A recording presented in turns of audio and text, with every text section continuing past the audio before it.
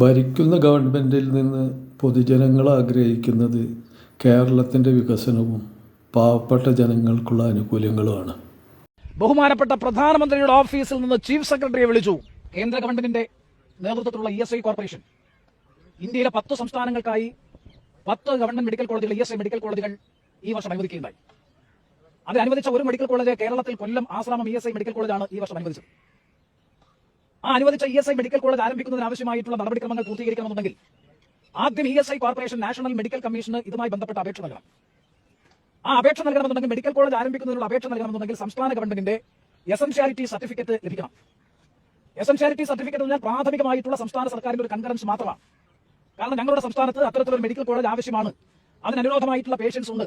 അതുകൊണ്ട് ഒരു medical college ഗുണകരമാണ്, ആവശ്യമാണ് എന്ന് കാണിക്കുന്ന ഒരു സാക്ഷ്യപത്രം അല്ലെങ്കിൽ ഒരു സർട്ടിഫിക്കറ്റ്, എസൻഷ്യാലിറ്റി സർട്ടിഫിക്കറ്റ് കൂടി വെച്ചിട്ട് വേണം നാഷണൽ മെഡിക്കൽ കമ്മീഷന് പുതിയ മെഡിക്കൽ കോളേജ് ആരംഭിക്കുന്നതിനുള്ള അപേക്ഷ സമർപ്പിക്കാൻ. ആ എസൻഷ്യാലിറ്റി സർട്ടിഫിക്കറ്റ് കിട്ടുന്നതിന് വേണ്ടി ജനുവരി മാസം 9-ാം തീയതി ESI corporation medical directorate medical എഡ്യൂക്കേഷനും അതുപോലെ തന്നെ സംസ്ഥാന ഗവൺമെന്റിനും ESI കോർപ്പറേഷൻ അനുമതി നൽകി.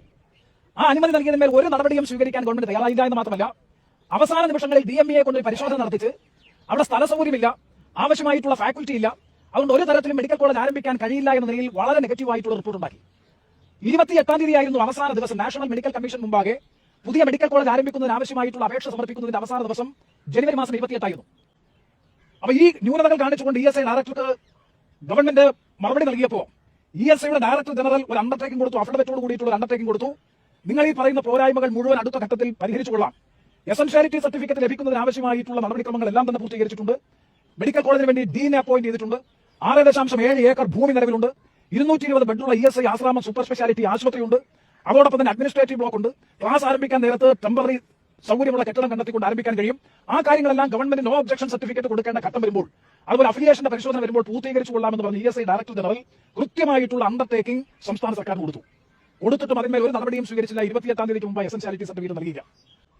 അത് കഴിഞ്ഞതിന് ശേഷം ഞാൻ ബഹുമാനപ്പെട്ട കേരള മുഖ്യമന്ത്രിയെ കണ്ടു, മെഡിക്കൽ മിനിസ്റ്ററുമായി സംസാരിച്ചു, ലേബർ മിനിസ്റ്ററുമായി സംസാരിച്ചു. അവിടുത്തെ ഹെൽത്ത് സെക്രട്ടറിയും ചീഫ് സെക്രട്ടറി അടക്കമുള്ള മുഴുവൻ ബന്ധപ്പെട്ട ഉദ്യോഗസ്ഥരുമായി കഴിഞ്ഞ ഒരാഴ്ചയിൽ നിരന്തരമായി ബന്ധപ്പെട്ടു, നിരന്തരമായി സമ്മർദ്ദം ചെലുത്തി. എന്തിനേറെ പറയുന്നു, കേന്ദ്ര തൊഴിൽ മന്ത്രി മൻസൂഖ് മണ്ഡാവിയ നേരിട്ട് കേരളത്തിന്റെ മുഖ്യമന്ത്രിയെ വിളിച്ച് എസൻഷ്യാലിറ്റി സർട്ടിഫിക്കറ്റ് നൽകി സഹായിക്കണമെന്ന് ആവശ്യപ്പെട്ടു.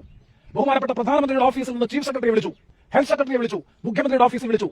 സകല തരത്തിലുള്ള ഇടപെടലുകൾ നടത്തിയതിനു ശേഷവും ഇന്നലെ രാത്രി 7:30 വരെ ഫയലിൽ ഒരു നടപടിയും സ്വീകരിക്കാതെ 3-ാം തീയതി, ഫെബ്രുവരി മാസം 3-ാം തീയതി നാഷണൽ മെഡിക്കൽ കമ്മീഷൻ അപേക്ഷ കൊടുക്കുന്നതിനുള്ള മണിക്കൂറുകൾക്ക് മുമ്പ് മെഡിക്കൽ കോളേജ് ആരംഭിക്കുന്നതിന് ആവശ്യമായിട്ടുള്ള സംവിധാനങ്ങളില്ല, ന്യൂനതകൾ പരിഹരിച്ച് റിപ്പോർട്ട് സമർപ്പിക്കണമെന്ന് ആവശ്യപ്പെട്ടുകൊണ്ടുള്ള മറുപടിയാണ് ESI ഡയറക്ടർ ജനറലിന് ഇന്നലെ രാത്രി 3-ാം തീയതി രാത്രി 7:30 നൽകിയത്.